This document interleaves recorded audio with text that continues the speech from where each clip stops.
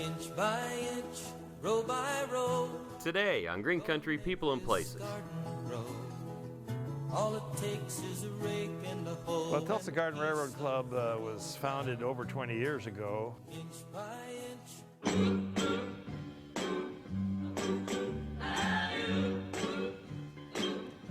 I'm Carol Bender, the writer of the Alley-Oop comic strip. And I'm Jack Bender, and at least technically, I draw it. This is Starbase Studios in Oklahoma City. We're building Star Trek sets. Oklahoma's green country. It's full of unique places and interesting people. This is a great place to come if you're a Leon nut. I feel like I should have pointy ears looking through this. So come along with us This thing's huge. and enjoy the ride.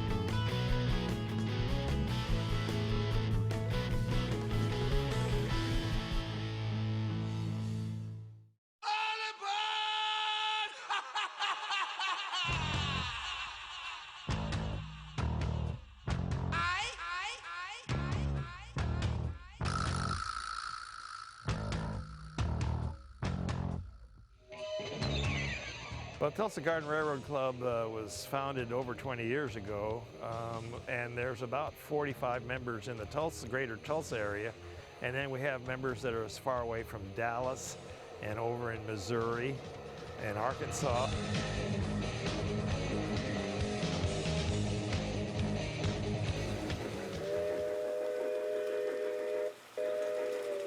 In 2017, we're hosting the National Garden Railroad Convention here in Tulsa, which will be a very big event. The city of Tulsa is helping us put that on. Well, I don't think we could do it by ourselves because we're a fairly small organization, but we have some big sponsors. On your club, we've been around guys who put trains inside. You're putting trains outside. What's that all about? Well, the garden railroads started probably 150, 200 years prior to what the HO and O and the Lionel, the little different scales that people used to run around the Christmas trees. So it's older than the trains inside the house. That's correct. So this actually started off as a hobby for people to make small Well, trains. in Europe, where people have small backyards is where it started, and they handmade all their trains. And they copied the English trains and the French trains and the German trains, and that's where I was first exposed to it. I saw it in Germany and thought, wow, this is something big enough. It's like 3 or 4 times bigger than the other scales, and they can be left out year-round. They're made so that they're waterproof and everything. In fact, I even have one car that's a snowplow that I can use to plow snow on it. I don't leave them out, but that's because I'm kind of anal. Yeah, well, yeah, you spend a lot of money on this. You want to keep it working. Right.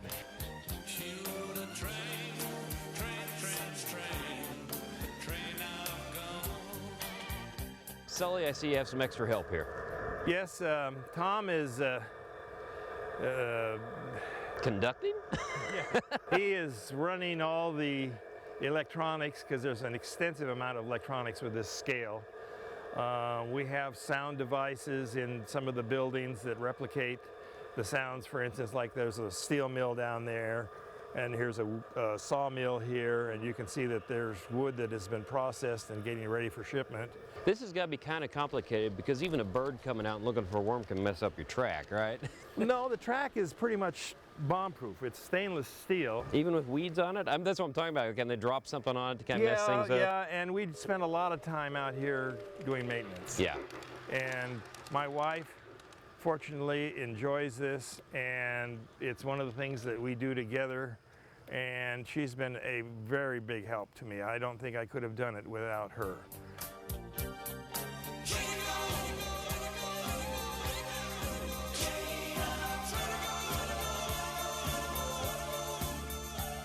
So is this one of your minions here helping you out? Yes, exactly. Stan is another member of our club, and he's working on my newest edition, which is a Bricktown Brewery in Oklahoma City from Bricktown. I found out that these existed, but I could never find any, and I've been looking for a couple of years for one. They made like 60 of them and Bricktown Brewery took most of them. Well, I got to tell you, one thing there's not any others of is what I'm looking at behind you. I mean, you come out of your patio and you have this wonderful view. It's actually supposed to be hot today, but it's nice and cool under here. And here comes a train right now, and you've got a regular, not just a village, you have a whole community set up. Yes. You have cars, people sitting on benches, trains running. How many, okay, silly question, you might know this, you might not, you said you're anal. How many feet of track do you have? Right now I have approximately 1,500 feet. Whoa. And you have to maintain all of that and keep it clean, keep it running. Well, actually the stainless steel track is pretty much maintenance free. So you just hose it down or it rains on it and you're fine. Yeah, because I am anal, we sometimes have a track cleaning car that we run in front of an engine that cleans the track. Why not use the train to clean your track? That's right. Ah, you're smarter than me. That's why I'm not doing this hobby. How many hours would you put into making something like this? Well, I'm 100% combat disabled, so I've had to hire a lot of this done. But my wife and I have spent endless hours. This is our spare time. This is your child. This is our child. Yes, that's true. Inch by inch, row by row, gonna make this garden grow. All it takes is a rake and a hoe and a piece of fertile ground. I'm impressed with the gardening. I mean, you're almost doing bonsai out here. Well, actually, it is. For instance, these are dwarfs, but you see how much they've grown this last year. They need to be pruned back. Do you enjoy the gardening? And is that part of the hobby you like? Yes, I'm surprised. I never thought that, I mean, I thought I was just into the trains. But after being in it for a while and having this out here, I really enjoy the gardening part. And it's kind of surprising because that's kind of an oxymoron for a Marine. But it's surprising. It really has been. And my wife and I kind of are joint gardeners.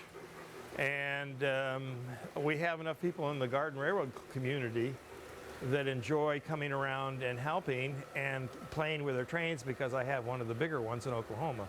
However, nationwide, I have a very small one, which is kind of strange because there are people who have spent hundreds of thousands of dollars on their trains. I don't think I've come anywhere close to that, but you know, for Oklahoma, we're just Okies. Inch by inch, row by row, gonna make this garden grow. All it takes is a rake and a hoe and a piece of fertile ground.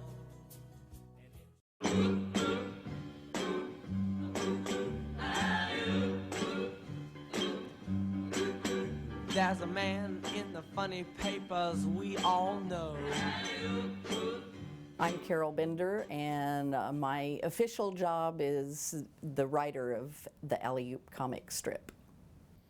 And I'm Jack Bender, and at least technically, I draw it. Many years ago, 23, almost 24 years ago, I was just casting around for something different. I was a political cartoonist, and I thought, well, I'd like to maybe get started as an assistant on some strip. It just happened that the person who was helping Dave Growy on Alley-Oop was deciding he wanted to move on to something else. So I started, helping him on the Sunday, mainly inking, coloring, that sort of thing. And then, ultimately we took over the strip in about a year. It was fun. I met Jack right after, or right about the time he had signed to be the official artist of Alley-Oop. And he found out when we met that I did calligraphy, and he wasn't happy with his lettering for Alley-Oop, and he asked me if I would like to try and learn the lettering style of Alley-Oop, and I guess he was happy with it because he hired me to do that, and then he kept giving me more assisting jobs, and we ended up getting married, 3 years after that, so. And it's been just a complete partnership ever since Dave Growy completely retired. So you have a studio in Keystone, right? But you also work on this couch a lot? Oh yeah, it just depends on what I've got to do, and when Carol finishes a script, which is like that, So, you know, That's it's official quite looking. detailed. I mean, it's really a nice thing. And it gives me a nice atmosphere. It's kind of... Yeah. This wall's important to you, isn't it? It really is. It shows kind of the history of Oop and us, the alley-oop song, which was #1 way back when. During the course of anniversaries and so forth, some of the artists of other strips have featured alley-oop in it. Like Gasoline this Alley. one being my really favorite, Yeah. Jim Scancarelli did, and BC. And down here, well, here's a Hamlin, here, the one that says Brack from, I don't know, I guess about 1934. So that gives you some idea of his talent. This is D.T. Hamlin. When I spent a day with him, just a couple of years before he died.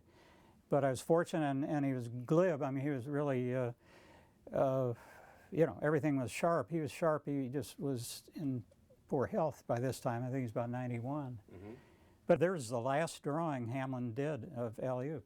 That's the last time he ever even tried. And he's blind, or almost blind. And I would just place his hand on the point for him to make the next line. And he did, but that's what he accomplished at that age, and almost, you know, totally blind. Good night. So great man, loved it. It's hard to imagine, 25 million readers, and you're sitting in here on a couch, and you start off just by sketching. What's it feel like doing someone else's creation? I mean, you kind of want to have your own hand in it, right? We do. You do. In other words, well, V.T. Hamlin mainly, well, it became a time travel strip. He's a historian, so he concentrated on history. When Dave Growy took it over, it's a lot of science fiction, outer space, and things like that. When we've taken it over, we've gotten more into some social and political satire, and that kind of, it's fun.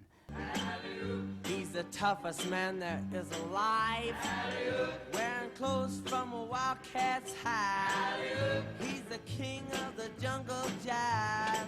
Look at that caveman go.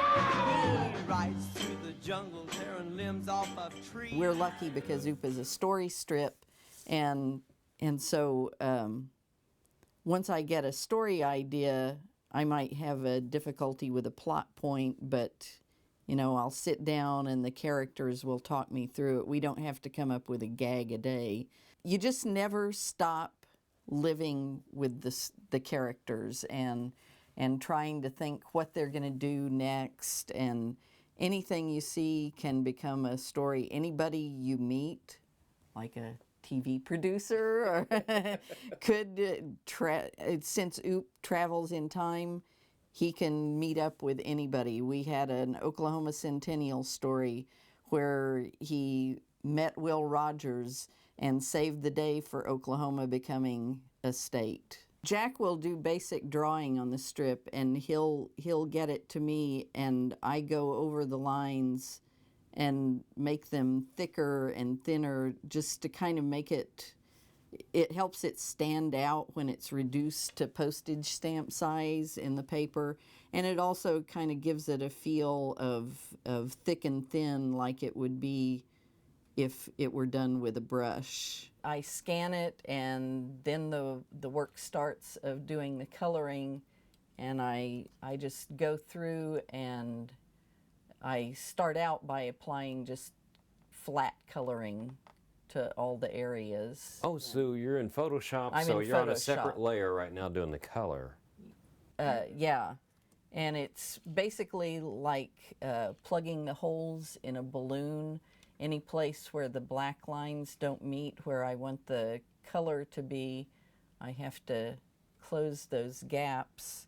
Okay, once I have all the holes plugged up where the color might leak out, then I can, that's the wrong color. So you get lots of little surprises. It's good to know where your history is or how to undo, but then... So it's painstaking, but that's satisfying at that point. It is. It definitely is. And nice to know that you can undo things. And You're making this look easy, but it is not. well, it gets easier with the experience. That was neat. I I wanted a different direction. Not as neat as you thought. Okay. Well, I meant for it to be dark going into light, and then I'll make another layer because he's got some action lines here, and so we want to highlight those action lines to emphasize that he's coming in there on his vine. Now this is a daily panel you're working on, right? This is, yes. And what's, other than size, what's the difference between it and a Sunday panel? Do you have one of those to look at? Yes, here's an example of a Sunday that's all completed. It has more panels. It's bigger than a daily. They don't reduce it to postage stamp size, although it's not like the glorious days of original comic strips where they were a big tab size sheet, but there are all sorts of configurations that you can have with a Sunday too. But basically we have this field here that has to be available. We could break this down into as many panels or shapes. Like sometimes we do a round panel, but this section here has to be available to be intact. Then there's a little panel here and a little panel here, and then this.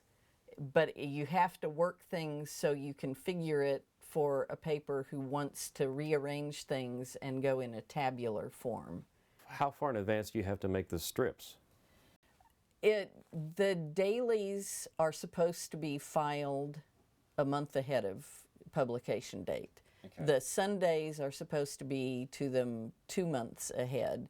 So you do have to be really organized. This is a real business. It's not just sitting down with a color and a pencil and drawing. We work 7 days a week. And it's nice because we get to work at home, but that means there's really never an off switch. If I can't sleep at night, I'll get up and work until 3 in the morning or longer sometimes. And when it's nice and quiet, I can get more caught up. But would you have a different day job? What does this mean to you? Oh, this is everything. I just couldn't be happier. This is a dream job. You get to live in a cartoon world where you really never have to grow up. There's a man in the funny papers we all know. He lives way back a long time ago.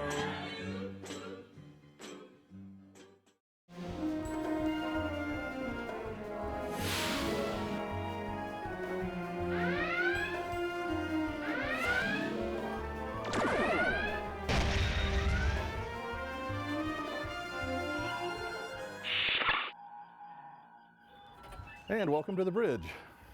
Oh boy, I'm not supposed to use this word anymore, but this is cool. This is really Everybody cool. says that, that's okay. Now, okay, where are we really, and why is this thing here? This is Starbase Studios in Oklahoma City. We're building Star Trek sets in order to get more Star Trek shows done. We're shooting fan films. It started with Starship Ajaz, so it's going to be shooting anytime now. And we have several more on the books that look like they're going to want to come here, but we're trying to make this so anybody can come in and shoot their Star Trek fan film without having to go through the expense of building all the sets and props. This is every kid's fantasy, and even us older kids, right? That's why we're doing it. Yeah, so you really are shooting videos. I mean, you're doing shows in here. There's shows in there. The Star Trek fan films that are out there now are just phenomenal. Sensors show 15 ships. The flagship appears to be a battle cruiser. Heavily armed. Within weapons range. There's lots of them like Phase 2 and Farragut that are just like the originals, only different people. Captain on the bridge. Tactical. Sensors show 15 ships. The flagship appears to be a battle cruiser. Heavily armed. Have we been able to hail them? Multiple frequencies? No, sir. Keep trying, Ensign. Aye, sir. What's our estimated distance? Boom! They're within weapons range. Really? And are surrounding us at every angle. Our whole plating is holding, but I'm not sure for how long. Boom! Shields, Captain. And now we're getting interest in people coming here. We have a show coming in called Pegasus, and another one later next year called Defiant. Yeah. And hopefully we'll start getting people from all over the country coming in to do their shows here. The realism here is great. I mean, you guys have gone to a lot of trouble to do the layout just like it was in the original series, right? Yeah, whenever I first got involved in this project, I got online and I studied everything I could find. So I was trying to get it as close to the original ship as I possibly can. That's amazing. Now, all these pieces in here, you actually said some of them were salvaged from another group of people who did another show? The show was called Exeter, Starship Exeter. They did about an episode and 3/4 before they ended up having to cancel. Yeah. All the stuff went into storage. It was just going out into people's barns and sheds or whoever would store it for them. It was sitting out in the elements. And so John Hughes, the producer of Ajax, he found out about it. He went down to South Texas, took a couple of big trucks, brought it back up to Oklahoma City, and we started rebuilding it. 2.5 years, we're still rebuilding it, but we're almost finished. Are you a chair proctologist? Kinda. I feel like I should have some pointy ears doing this. Yeah, not all science officers were Vulcan. Whoops. We're not quite finished with the set yet. Yeah, okay. I feel like I should have pointy ears looking through this. Yeah, well, not all science officers were Vulcan. You could be pretty much any race and still be a science officer as long as you pass Starfleet Academy. So what you're doing here is you're not trying to do replications of the shows. You're not trying to do Kirks and Spocks, but you're doing your own characters, right? And your own storyline. It all depends on the show. Some shows are actually doing Kirks and Spocks. Other shows are picking up completely different ships, completely different crews, and writing their own storylines. It's kind of amazing because, I mean, I'm looking around, you've got all the detail, the lights are flashing, you've got all this work put into here, but I don't see anybody doing this with like the X-Files or Bonanza or anything else. The fact that Star Trek is that powerful of a show that you really want to do this. Yeah, there's actually hundreds and hundreds of Star Trek fan films out there. If you go out on the web, you'll just find them all over the place. So. I feel like I should turn in my geek card because I wasn't really aware of this. I feel like that. Actually, before I started this project, I wasn't either.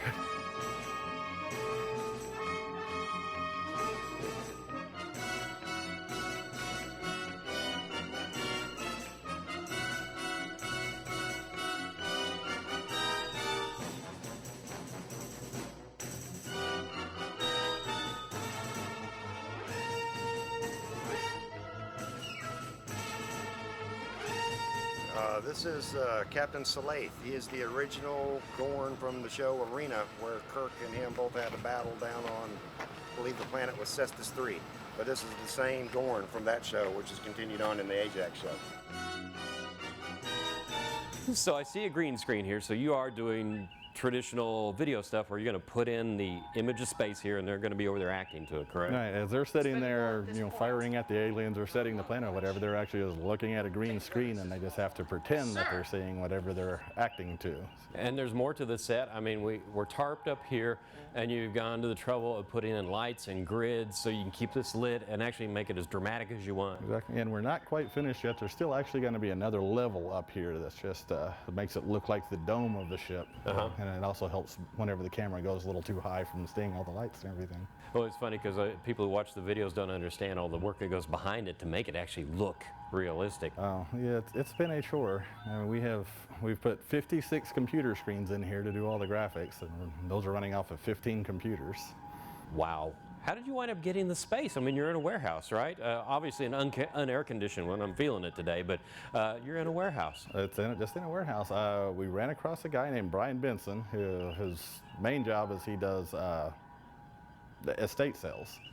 He owns this warehouse. This warehouse is actually a lot bigger. He just lets us use this end of it. This warehouse is 2 blocks long. And he's a fan?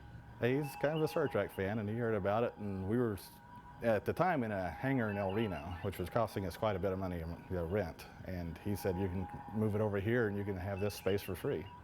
Now the videos you shot are really pretty cool because the costuming and everything looks really authentic too. You guys are making your own stuff, buying your own stuff, and trying to keep it real. We got material that's as close as we could find to the original fabric. There's a costume girl who's making all the costumes by hand, measuring out every actor. I'm sure she won't do that for every episode, but she's been doing it for Ajax. I was going to say, wearing the tight outfit that they had back in those days is a little tough sometimes, isn't it? Yeah, and especially a place like this, it's very hot too. So the little bit of filming they have done was in the winter. Oh, good thinking on that. Now, when are you expecting your show to be done? I know you were thinking maybe this year, but it might be next year when it comes out.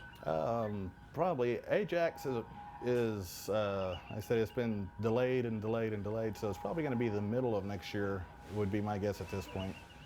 I said there's 3 other shows that we think will probably shoot pretty soon. One probably this year, if they end up coming here. Well, appreciate the tour. Why don't we get out of here? Sure. What do I do? Head warp factor 1. Okay, that button? That's it.